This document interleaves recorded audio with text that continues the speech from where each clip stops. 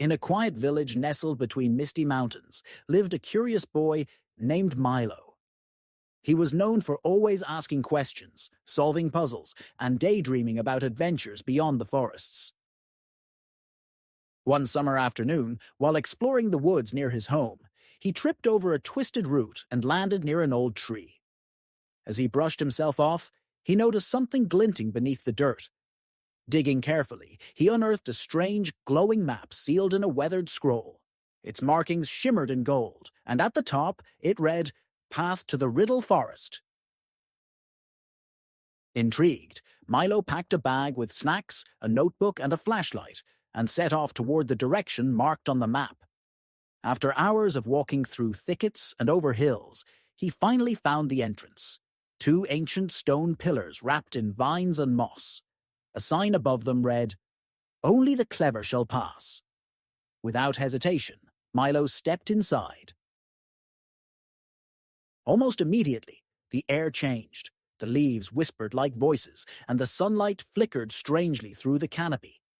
Suddenly, a majestic owl with silver feathers swooped down and perched on a low branch.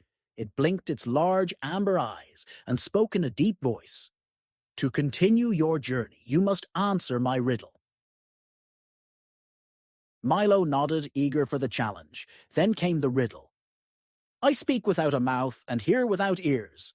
I have no body, but I come alive with the wind. What am I?" Milo paused, the sounds of the forest swirling around him. He thought about echoes he used to shout into the canyon near his village.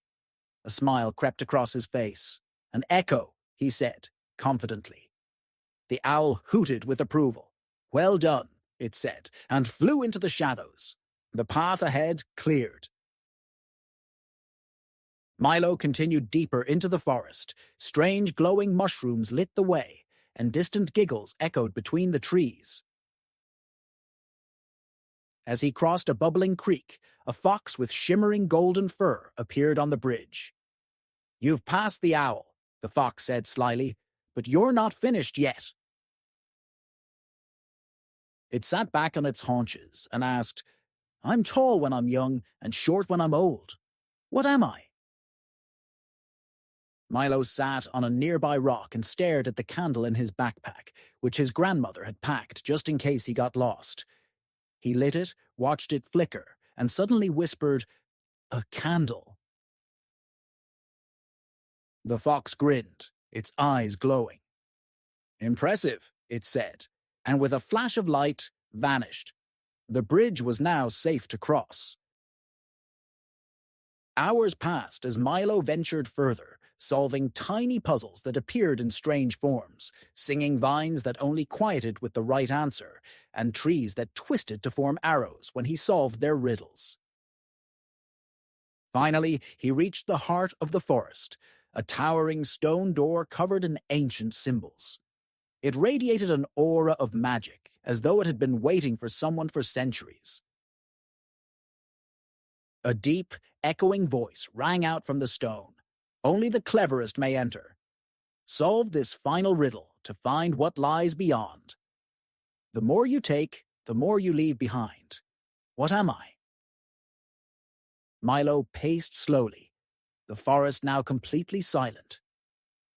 He thought of his journey, every step he had taken, every place he had walked through.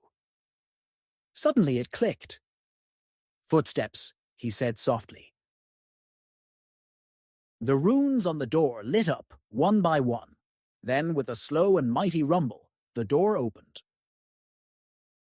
Inside, instead of piles of gold or sparkling gems, he found something far greater: shelves of ancient glowing books, floating scrolls, maps of forgotten lands, and crystals that shimmered with knowledge. In the center was a pedestal, and on it a parchment with elegant writing, "You have proven your wit and wisdom. Knowledge is your treasure, and now your legacy." Milo didn't feel disappointed that there was no gold. Instead, he felt something deeper, like he had found a place that matched his heart. He sat for hours reading the books, learning secrets of nature, space, history, and magic. From that day forward, Milo became the guardian of the Riddle Forest.